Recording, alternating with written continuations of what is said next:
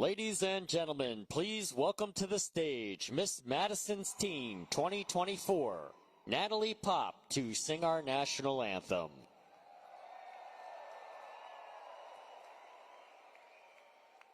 Oh, say, can you see by the dawn's early light what so proudly we hailed at the twilight's last gleaming, whose broad stripes and bright stars through the perilous fight o'er the ramparts we watched were so gallantly streaming, and the rockets' red glare, the bombs bursting in air, gave proof through the night that our flag was still there.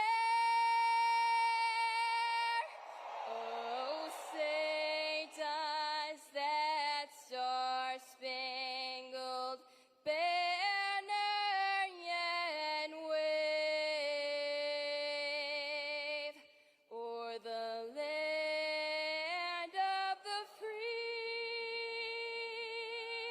and the home of the brave?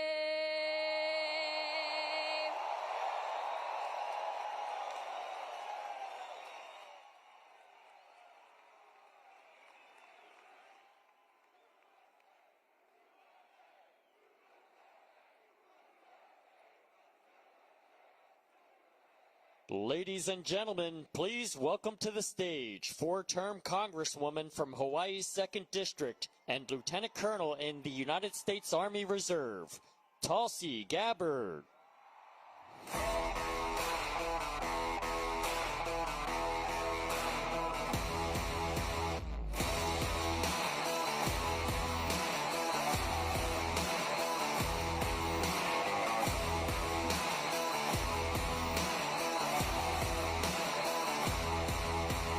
Let me back it up to the start of the climb.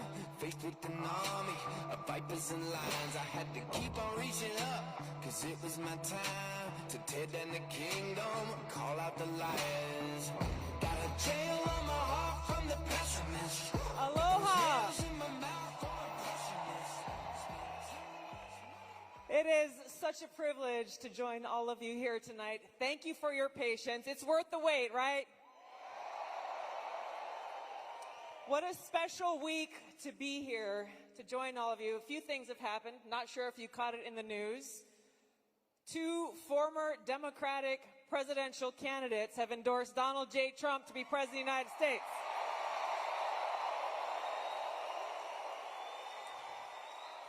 You might have heard of a guy named Bobby Kennedy Jr. And I was really proud to stand with President Trump just this past Monday to announce my endorsement and support for him in front of thousands of my National Guard soldiers and airmen, fellow soldiers and airmen.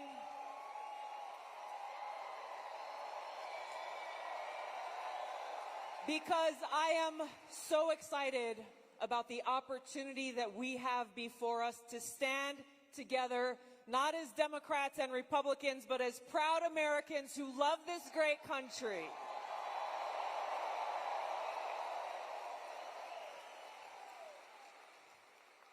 There's a lot of work to be done. The stakes could not be higher than they are right now. President Trump is going to talk about, and we'll have a conversation about, why these stakes are so high and how he and he alone is the candidate to lead us toward that path of peace, prosperity, and freedom. Join me in welcoming the next president of the United States, President Donald J. Trump. Let's go, let him hear it. Where at least I know I'm free. I won't forget the men who died, who gave that right to me, and I gladly stand up next to you and defend her still today. 'Cause there ain't no doubt I love this land. God bless the USA.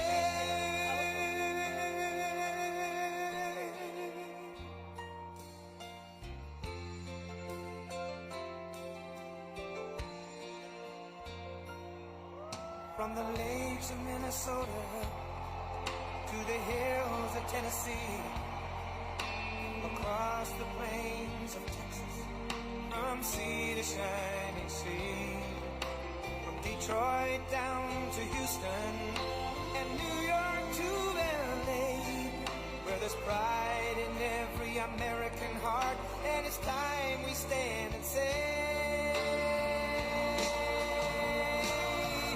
that I'm proud to be an American, where at least I know I'm free, and I won't forget the men who died, who gave that right to me, and I gladly stand up next to you and defend her still today. 'Cause there ain't no doubt I love this land. God bless the USA.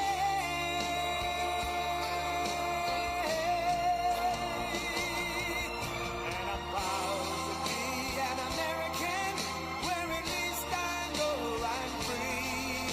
And I won't forget the men who died, who gave that right to me, and I gladly stand up next to you and defend her still today. 'Cause there ain't no doubt I love this land. God bless the USA.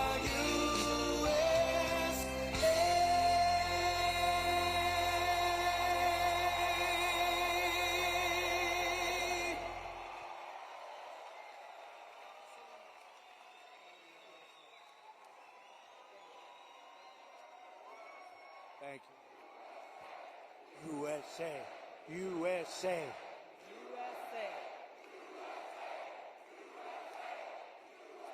We love our country. We love our country, don't we? It's amazing.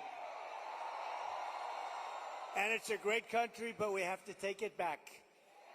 Because our country's not feeling so well nowadays. And we're going to bring it back, and we're going to make it healthy and beautiful and better than ever. And it's really, this is some crowd, and you can duplicate the crowd outside.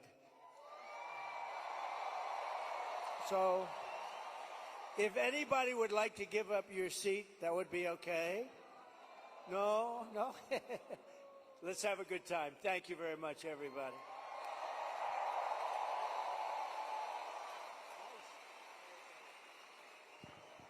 That song gets me fired up every It's so time. great.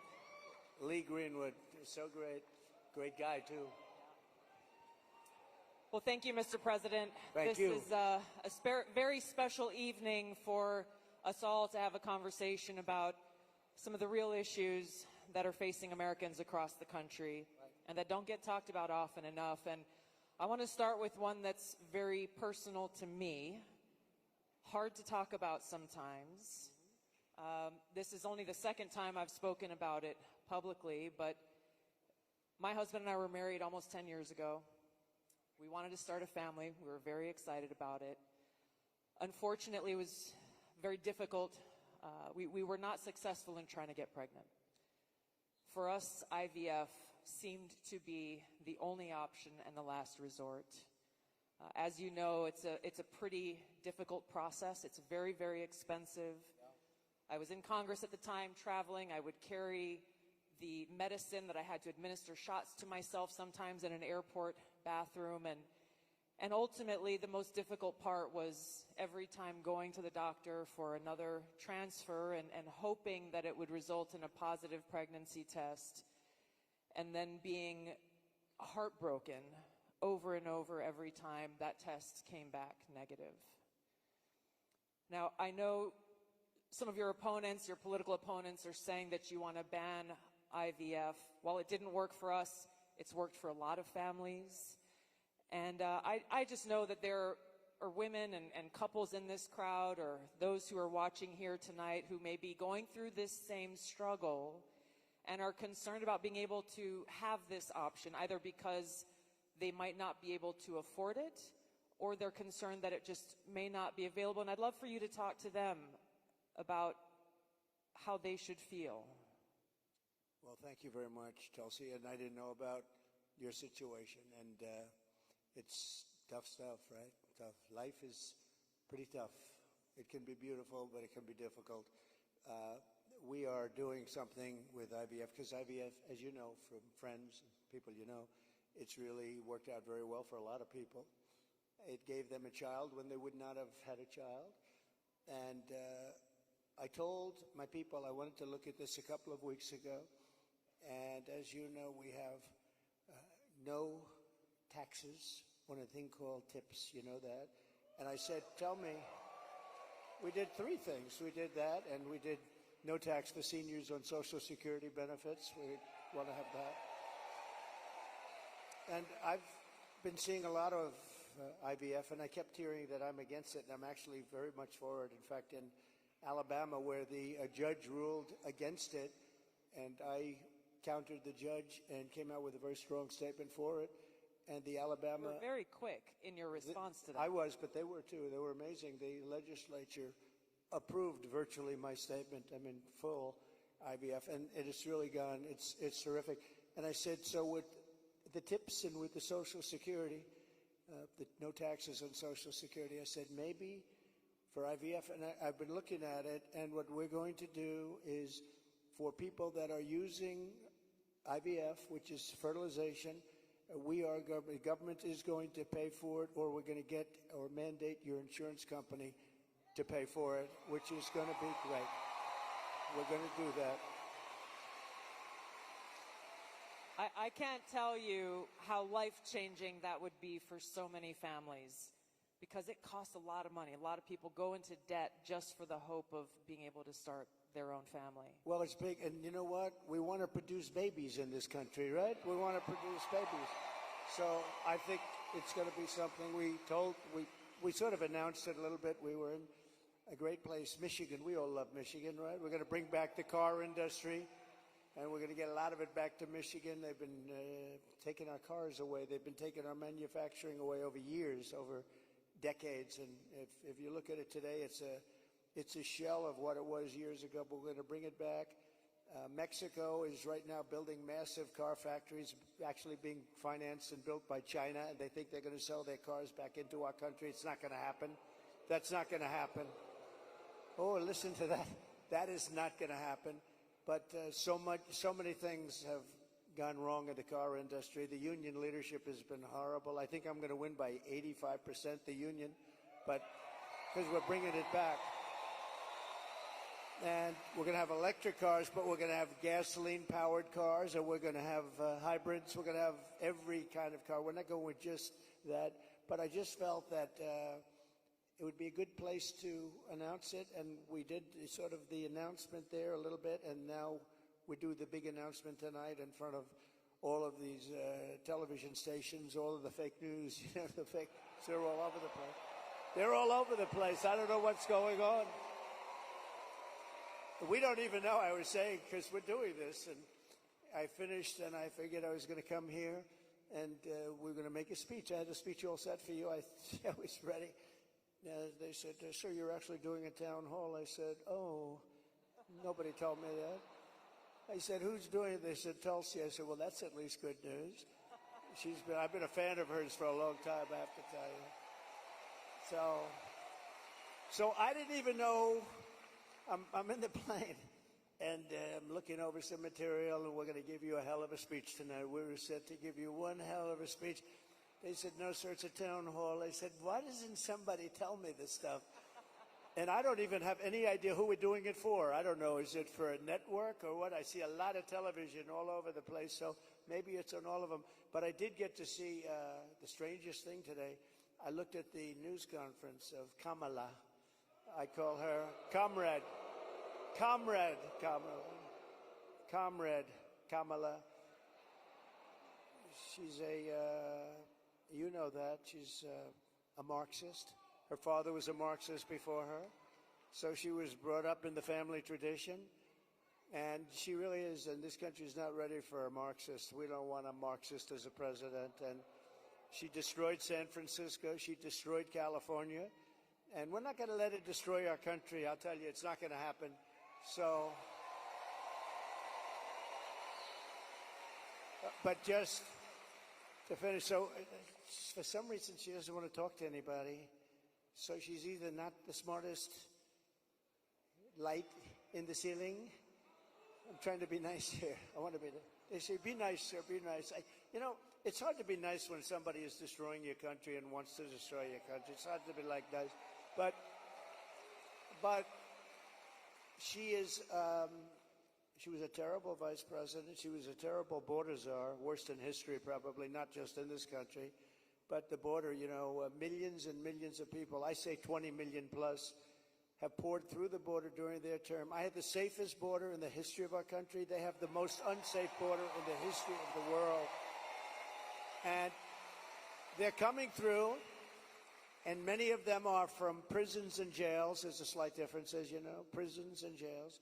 Many are from mental institutions and insane asylums, and many are terrorists, and they're pouring into our country at a level. I don't know if you saw the news today, Tulsi. They had a group of, a lot of them, Venezuelan people with lots of machine guns taking over a building someplace. I'm looking, I'm saying, where is that? They went in and they took over a building. This is just the beginning. They're taking their criminals from all over the world, not just South America, not just Venezuela, which you've been reading about, all over the world. They're taking their criminals and they're dumping them into the United States. Kamala is allowing it to happen.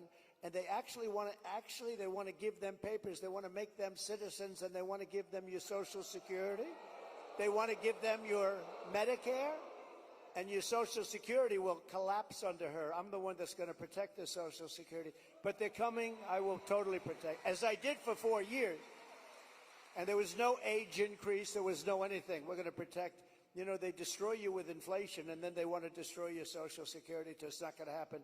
But this is going to be the most important election in the history of our country. So I just want to say that it's an honor to be with you tonight.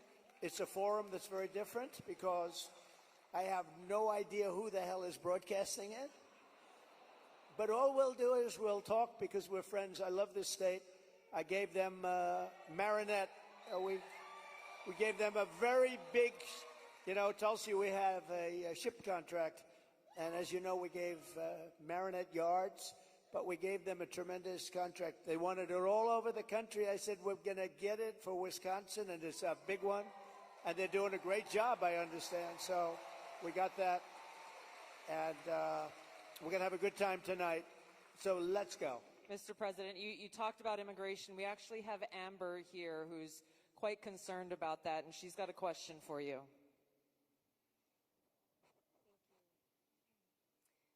Mr. President, hello. My name is Amber, and I'm from Cameron, Wisconsin. I have 3 beautiful children, and I'm torn on who to support. My youngest daughter is here tonight. My oldest son is 18, and he just started trade school this week. Very proud of him. My concern is that illegal immigration is threatening opportunities for my children. I worry that it's taking away jobs from Americans. I'm wondering, what will you do about that? All right, well, it's great. I think I'll stand up and... Do you mind if I turn around? Thank you, Amber, very much. And you're right. I'll tell you, we have the people that I'm talking about. They're pouring in at levels never seen before. They're coming in by millions and millions, and a lot of them are taking the jobs for the black population, the Hispanic population, and unions are going to be very badly affected because, and I was talking to some of the union heads who I actually do get along with, but they're very concerned about it because the jobs that are, the people that are coming in are just taken, and it's going to start with the black population. African Americans are losing their jobs, and I don't know if you heard the latest statistic that of the jobs that these people created, which is very little. Every single job was taken, about 107% was taken by illegal immigrants. There's been no job creation from them. The jobs were filled by illegal immigrants. With all of that being said, I want to give you a very positive answer. We're going to win this election. We're going to turn this country around. We're going to become an unbelievable growth country. And your boy is going to have the greatest job. And you want to have a lot of choice with jobs. You know, you want them to go up and they get up and they, it's hard to believe I have that the way I get treated. But I look forward to every day because we're going to make America great again. So I really do. I look forward to it. That's right. But we're going to create a lot of jobs. We're going to create. Does he want to stay here? Or does he want to go to a different state or anything? Yeah, someplace in the Midwest. But this is a good place to stay, right? Wisconsin. So we'll be creating tremendous jobs for our country. And we're also turning away. You know, we're going to be closing the border, really closing it. By the way, did you see? So Kamala was for defunding the police. She was for open borders. She was for everything that you're not against. I could go through 14 different.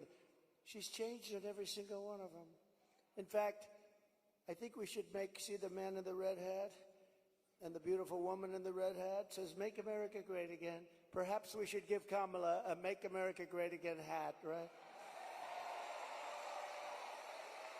But the problem is, that's not her belief. Her belief is open borders. Her belief is getting rid of Social Security. Her belief is doing all of these plans like for health insurance, where you have one big government-run mess.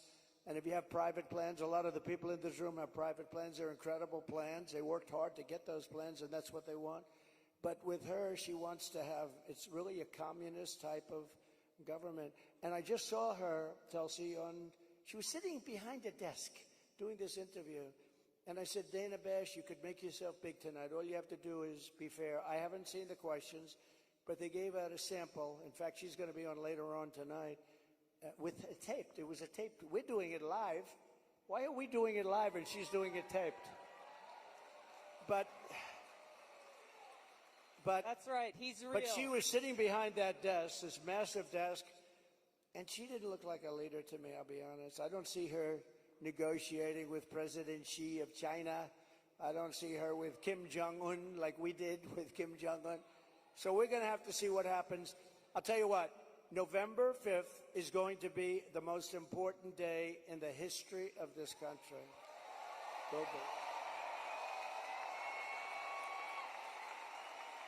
big. Mr. President, there are a lot of people who want to feel hopeful about our future. I want to introduce you to Luke, who is one of those people. Hi. Hello, Mr. President. Good-looking guy. Thank you. My name is Luke Pulaski, and I'm a junior here at the University of Wisconsin-La Crosse. I'll be voting for the first time in November, and I'm researching each candidate. I have two questions for you. First, as I've been living on my own and buying my own gas and groceries, I have noticed that everything has become more expensive. For me personally, I try to eat healthy and stay lean. A pound of meat has gone from $4 to almost $7. I also would like to buy a home someday, but that seems just impossible now. What's your plan to make life more affordable and bring down inflation for someone like me? Very good. Thank you. Good. It's probably the question I get most. You know, they say you're going to vote with your stomach. I don't know if you've heard it, but it's a little bit true. And groceries, food has gone up at levels that nobody's ever seen before. We've never seen anything like it, 50, 60, 70%. You take a look at bacon and some of these products, and some people don't eat bacon anymore. And we are going to get the energy prices down. When we get energy down, you know, this was caused by their horrible energy wind. They want wind all over the place. But when it doesn't blow, we have a little problem. This was caused by energy. This was really caused by energy and also their unbelievable spending. They're spending us out of wealth, actually. They're taking our wealth away. But it was caused by energy. And what they've done is they started cutting way back. We were in third place. When I left, we were by far in first place, beating Russia, beating Saudi Arabia. And we were going to dominate to a level that we've never seen before. And then we had a bad election. I'll be very nice. I'm supposed to be nice when I talk about the election, because everybody's afraid to talk about, oh, please, sir, don't talk about the election, please. You know, if you can't talk about a bad election, you really don't have a democracy if you think about it, right?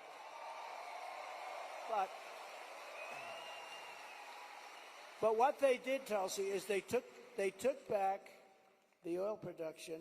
The oil started going crazy. That started the inflation. Then they went back. They said, go back to where Trump was. The problem is that we would have been 3 times that level right now. We would have been so dominant over Russia and Saudi Arabia. Look, Saudi Arabia, Russia, a lot of oil. We would have had more. You know, we had something in Alaska, Anwar, that I created. I mean, Ronald Reagan wanted it. You remember? Ronald Reagan wanted it. They all wanted it. And I got it approved. Nobody was able to get it approved. I got it approved. And the first week in office, they turned it back.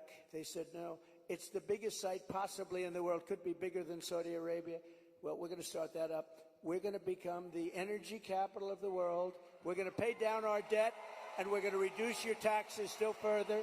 And your groceries are going to come tumbling down, and your interest rates are going to be tumbling down. And then you're going to go out, you're going to buy a beautiful house, okay? You're going to buy a beautiful house. That's called the American dream. The American dream. Thank you. Mr. President, I want to ask you a question about national security, but first I think it's important to point out what Luke is talking about: the cost of groceries, the cost of gas, the cost of housing, mortgages, rent, everything has gone up.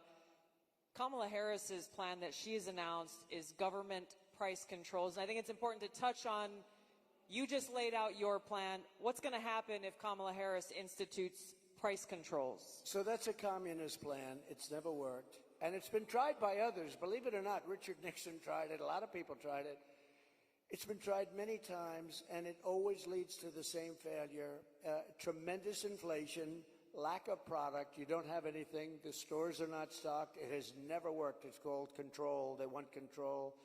And, you know, it's been so often. And everybody that comes in, they say it. It sort of sounds great. We're going to go price control. Actually, when she announced it, she got absolutely slaughtered by even Democrats because it doesn't work. It's a known loser. So now she doesn't talk about it. Do you notice she doesn't talk about climate change anymore? She's not talking about it. You know why? Because people don't want to hear it. They want to live a good life. They want to live a life. They don't want to stop your industry with climate change. They used to call it different things. Global warming, remember? That wasn't working because it was getting a little bit cooler. So they said, what are we going to do? We'll call it global cooling? No. So they came up with the words climate change because that takes care of everything. Climate change. The climate's changing, but according to them, we're all going to be gone in about, what do we have, 3 years left? They had 12 years, remember? So in about 3 years, let me tell you, we do have a problem, though. It's climate change, but a different kind of climate change. It's called nuclear global warming. We can say that's global warming. And if we don't have a smart president, you know, you have 5 nations now with pretty massive nuclear power. Some have very massive, including us and Russia. China's behind, way behind, but within 4 or 5 years they'll catch up. And we don't want them to catch up. Look, the biggest problem, in my opinion, the biggest problem our country has, the biggest problem the world has, is nuclear weapons. They are a destructive force, the likes of which nobody has ever seen before. And we have to make sure they're never used. We have to make sure it's not going to happen. You're exactly right. You brought up Ronald Reagan already. Ronald Reagan famously said, a nuclear war can never be won and should never be fought. And I think it's interesting you talked about climate change, Mr. President. The Democrats and Kamala Harris, they were quick to talk about how climate change is an existential threat. But what they're not talking about is the existential threat of nuclear war and World War III, which is exactly where we sit today because of the warmongers and their puppets, Joe Biden and Kamala Harris. And they don't want to talk about it because the consequence of where they have taken all of us as the American people and the world is economic hardship around the world, a destruction of our economic well-being, and an annihilation of humanity, our families, our kids, our communities around the world. There was a recent poll that YouGov did that pointed out over 60% of Americans feel that World War III and nuclear war is going to happen within 5 to 10 years. And when I heard that, I felt so sad, because they're at a point where they feel like this outcome, the annihilation of the world, is inevitable. So I wanted to ask you about this, because it's important that people understand what kind of leadership you bring, what you will do to stop this slide towards nuclear war and World War III, so that we can feel hopeful again. Well, thank you. So, Viktor Orban, a very strong leader from Hungary, Prime Minister of Hungary, they asked him recently about what's the problem in the world. A few years ago, during my term, we didn't have Israel being attacked. We didn't have Russia attacking Ukraine. And they asked him, why is it so bad now? The Middle East is on fire. So many places are on fire, and there are plenty places that could very well and very quickly catch on. What's the problem? He said, you have to bring Trump back as president of the United States. You will have no problem. He single-handedly kept things, and it's true. And I could do it with telephone calls by being smart. But literally, he said, you have to bring Trump back. Now, he used a term I wouldn't use. He said everybody was afraid of Trump. You know who was afraid of Trump? They said China was afraid of Trump. Russia was afraid of Trump. They were all, and I don't want to say that. I will say this. They respected me, and they respected our nation. They don't respect our nation anymore. They don't respect our nation anymore. Think of it. What would the world be like if Russia didn't do what they did, and they would have never done it? I used to speak to Putin about it. I had a very good relationship. No chance. You know what happened, I think, Afghanistan, when he saw the horrible leadership that we displayed in Afghanistan, I think he said, wow, this is a time to go in, because I wasn't there. He would have never done it if I was president, and Israel would have never been attacked. Think of it. What would this world be like? You wouldn't have had that disaster. And it wasn't leaving Afghanistan. And they should have kept Bagram. That's the big air base. It's 1 hour away from where China makes its nuclear weapons. They didn't keep it. You know who occupies it now, Tulsi? China occupies it. So we have, if you have the right president, and we don't right now, do we even have a president? He just came in. Think of it. He just came in from wherever the hell he went. You know, there was a coup. He just doesn't know it yet. But there was a coup. How about that? He got 14. I'm not a fan of his. He was the worst president. But, You're not? But think of this. He got 14 million votes. She was the first one to leave, you know. Kamala was the first one to quit. She never made it to the first state in the primaries, which was Iowa. Never even came close. Other people did, but she never even came close. And all of a sudden, she was picked. And she's now running for president.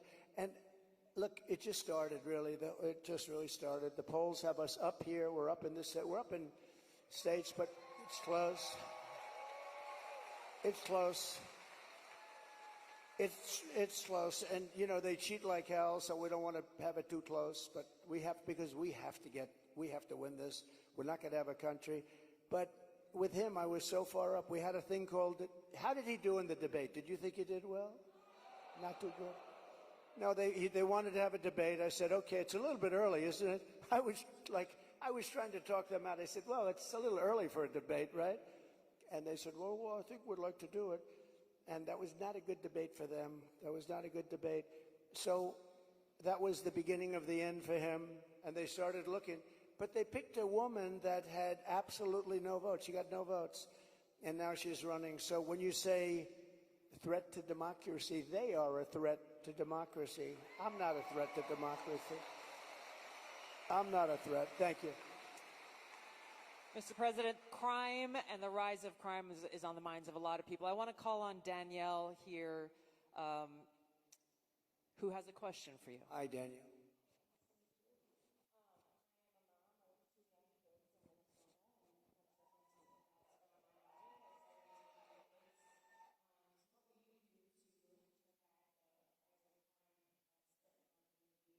Well, you need, and you get a lot of those questions from Minnesota. But you get a lot of those questions because Minnesota, I mean, they picked this guy.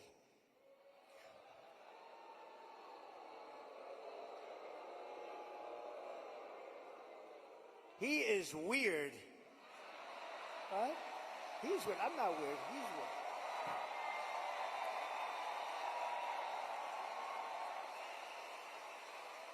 No, he's a weird guy. He's a weird dude. You know, see, they come up with sound bites. They always have sound bites. And one of the things is that JD and I are weird. That guy is so straight. JD is he's doing a great job. Smart. Top student. Great guy. And he's not weird, and I'm not weird.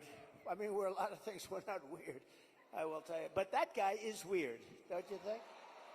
You know, he signed for, and this is, who would think that this is even happening in our country with men playing in women's sports and all of this? But he has it at a level that nobody can believe.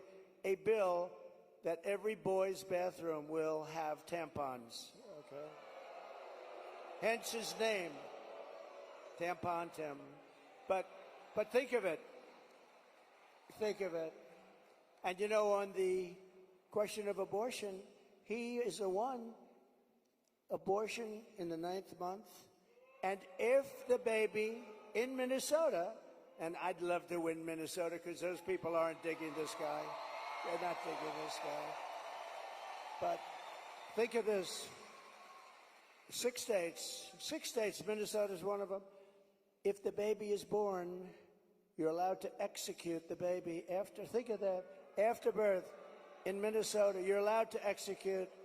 And you remember the former governor, not the current governor, who's terrific, Len Youngkin. We're going to win maybe with Virginia. We could do that. But the former governor, and he said, you sit the mother down and the father down, you sit them down and you talk, and the baby is born and you make a decision what to do.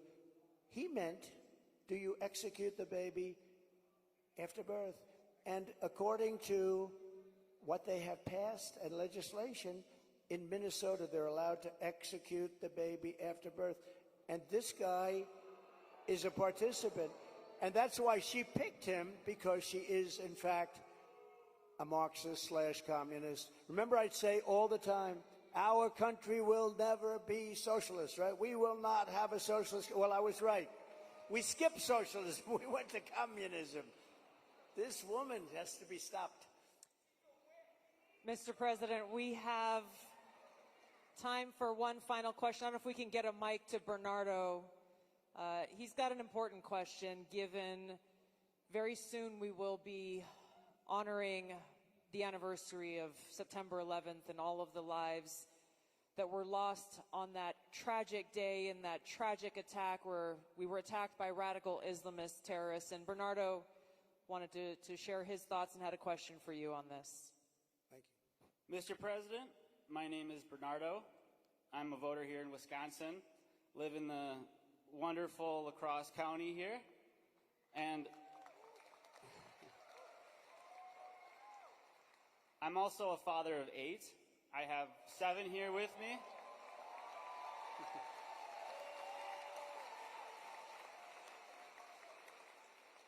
And it's the anniversary of 9/11 is coming up.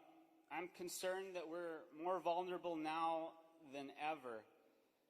And we have a Democrat nominee who doesn't even want to say the words, says we shouldn't say the words, radical Islamic terror.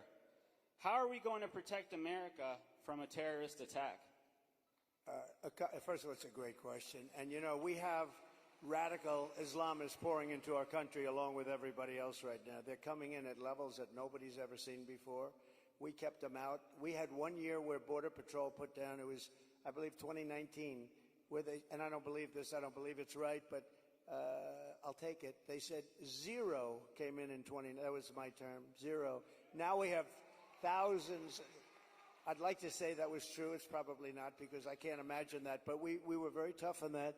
Now they have thousands and thousands coming in, along with the prisoners and along with the crime. And remember, a lot of these countries like Venezuela, their crime is way down because they've moved their criminals into our country. It's not even believable.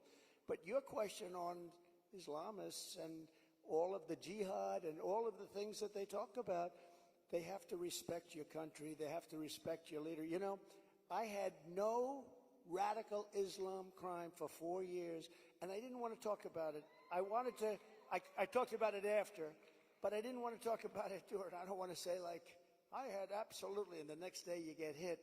But we had none, 4 years of it, because they respected your president, they respected your country, and we have to bring back that level of respect, and we're going to do it, and we're not letting the wrong people into our country.